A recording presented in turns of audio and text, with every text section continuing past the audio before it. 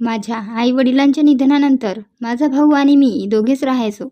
भाऊ ऑफिसला गेल्यानंतर मी मुलांना घरी बोलवून त्यांच्यासोबत एन्जॉय करायची. हे माझ्या भावाला माहीत झाल्यावर त्याला खूप राग आला. तो म्हणाला, "मुलांना घरी बोलवलं तर मी तुला घराबाहेर काढून देईन." आता माझं मुलांना घरी बोलवणं बंद झालं होतं, पण मला काहीच करमत नव्हतं.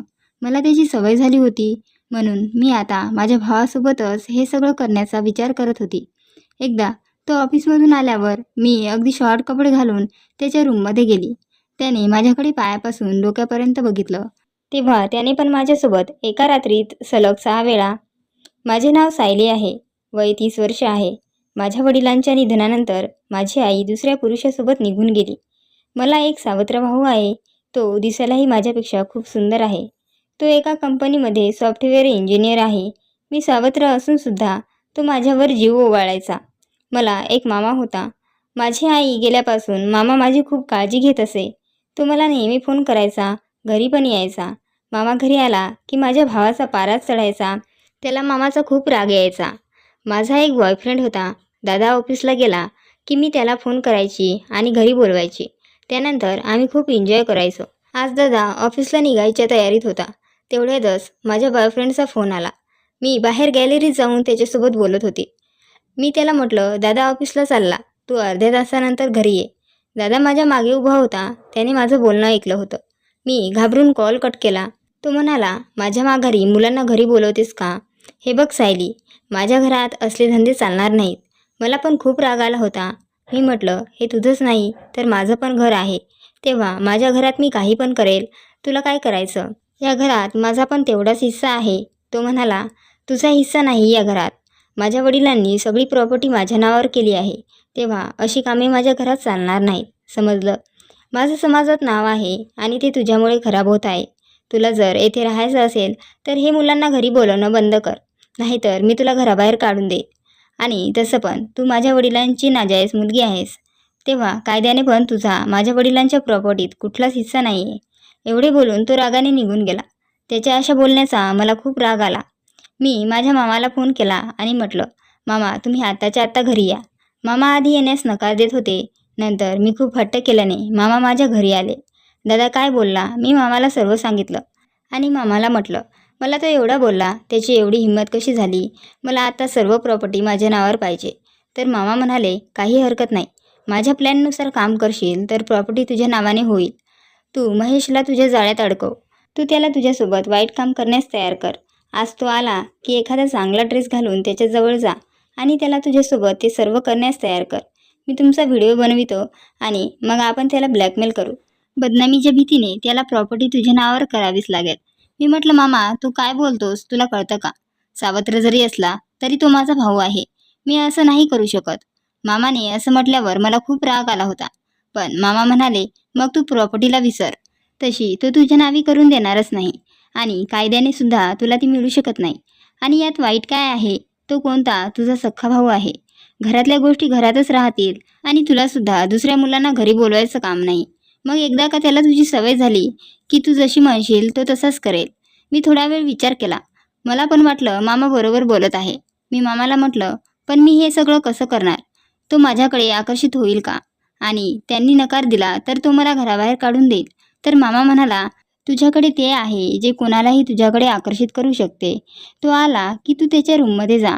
त्याच्यासोबत प्रेमाने बोल आणि एखादा शॉर्ट ड्रेस घालून जा." आम्ही हॉलमध्ये बसूनच बोलत होतो. तेवढ्यातच महेश आला. आल्याबरोबर तो मामाला बघून फारच चिडला. तो म्हणाला, "मामा, तू इथे हिच्यासोबत काय करत आहेस?" त्याचं बोलणं थांबवतच मी म्हटलं, "काही नाही दादा, मीच मामाला बोलवलं होतं." तो काही न बोलताच त्याच्या रूममध्ये निघून गेला. मी मामाला दुसऱ्या रूममध्ये थांबण्यास सांगितले. नंतर मी महेश दादाच्या रूममध्ये गेले. मी त्याला म्हटलं, "दादा, मला माफ कर. मी सकाळी तुला जरा जास्तच बोलले." तो काहीच बोलला नाही. त्याने फक्त मान हलवली. मी त्याला म्हटलं, "तू आज एवढ्या लवकर कसा आला?" तर तो म्हणाला, "माझं डोकं खूप दुखत आहे. मला थोडा वेळ आराम करू दे." मी म्हटलं, "ठीक आहे, तू आराम कर. मी तुझ्यासाठी कॉफी बनवून आणते." मी त्याला कॉफी बनवून दिली. मी त्याच्या अगदी जवळ जाऊन बसली. तो म्हणाला, "तू जा आता. मी थोडा वेळ आराम करतो." मी तिथून बाहेर आली आणि मामाकडे गेली. मामा म्हणाला, "काय झालं?" तर मी म्हटलं, "काही नाही. रात्रीच्या तयारीला लागते." आता 6 वाजले होते. मी स्वयंपाक बनविला नंतर मी दादाला जेवण त्याच्या रूममध्येच नेऊन दिलं. मी आणि मामाने सुद्धा जेवण आटपून घेतलं.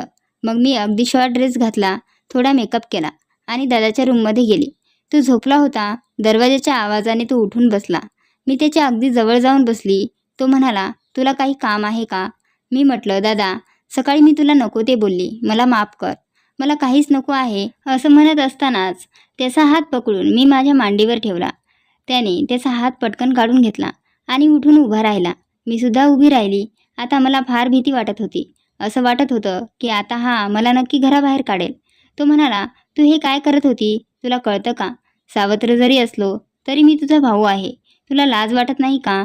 दुसऱ्या मुलांना सोडून तू माझ्यासोबतच असले काम करत आहेस. मी तुला काय समजत होतो आणि तू काय निघाली? तो खूप रागाने बोलत होता.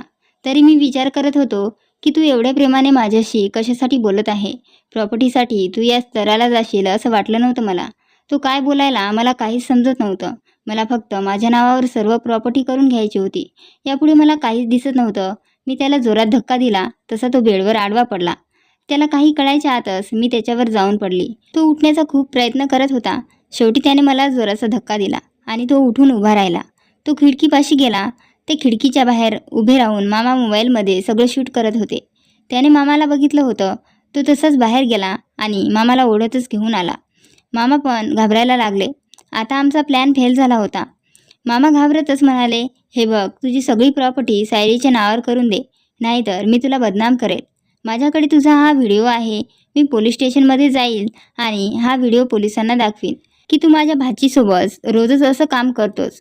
मामा म्हणाला, ते पेपर घे आणि सही कर. दादाने टेबलवर ठेवलेला प्रॉपर्टीचा पेपर हातात घेतला आणि म्हणाला, प्रॉपर्टीच्या नादात तुम्ही नाते पण विसरलात, पण मी नाही विसरलो की काही झालं तरी ती माझी बहीण आहे आणि तू माझा मामा. एवढं बोलून तो त्या पेपरवर सही करू लागला. तोच मी त्याचा हात पकडला. मी म्हटलं, दादा, मला माफ कर.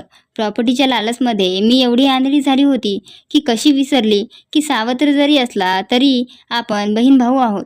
मामाने एकदा म्हटले आणि मी त्यांच्या सांगण्यावरून तुझ्यासोबत वाईट काम करण्यास पण तयार झाली. आणि मामा, तू मला असं काम करण्यास सांगितलं होतं. तुला लाज वाटत नाही का? स्वतःच्या भाचीला वाईट मार्ग दाखवतो. तर मामा म्हणाला, वा रे वा, उलटा चोर कोतवाल को डाटे. तूच तर म्हटली होती तुला सर्व प्रॉपर्टी तुझ्या नावावर पाहिजे म्हणून. मी मामाच्या हातातून मोबाईल घेतला आणि तो व्हिडिओ डिलीट केला. मामाला म्हणाली, मामा, मी चुकले होते, पण तू मला चुकीचं करण्यास थांबवायला पाहिजे होतं. अरे, मामा म्हणजे अर्धी आई असतो आणि तू मला माझ्या भावासोबतच असं करण्यास सांगत होता. मामा रागाने तिथून निघून गेला. मी महेश दादाच्या पायात पडली आणि त्याची माफी मागितली. दादांनी मला पकडून उभे केले आणि म्हणाला, अगं, मी तुला लहानपणापासूनच किती लाडाने वाढवले आहे. आजकालची मुलं चांगले नाहीत. ते फक्त मुलींचा वापर करतात आणि सोडून देतात. बाहेर किती घटना घडतात मला माहिती आहे. म्हणून मी तुला सांगत होतो की असली कामे करू नको. तुला जर काही झालं असतं तर मला तुझ्याशिवाय आहे तरी कोण? तूच माझं सर्वस्व आहेस, म्हणून मी तुला बोललो. दादाचं बोलणं ऐकून माझ्या डोळ्यात पाणी आलं. सावत्र असूनसुद्धा त्याने मला कधी सावत्र मानलंच नाही आणि माझा सख्खा मामा असूनसुद्धा माझा वापर करून घेत होता. मला स्वतःच्या कृत्याची खूप लाज वाटत होती. मी दादाच्या नजरेला नजर देऊ शकत नव्हती. मला असं शांत बघून दादा म्हणाला, झालं गेलं विसरून जा. तू माझी लहान बहीण आहेस. तुझी सर्व जबाबदारी माझी आहे. मी तुझ्यासाठी एक मुलगा बघितला. ते लोक तुला बघायला रविवारी येणार आहेत. मी म्हटलं, ठीक आहे दादा, जशी तुझी इच्छा. मी लग्नासाठी तयार आहे आणि आता मला विश्वास आहे की माझा भाऊ माझं कधीच वाईट करणार नाही. रविवारी मला जे लोक बघायला आले होते ते स्थळ पक्कं झालं. मुलगा पण दादासारखा सॉफ्टवेअर इंजिनियर होता. सर्व व्यवस्थित होतं. दादाचं स्थळ पसंत आलं होतं. मी पण होकार दिला.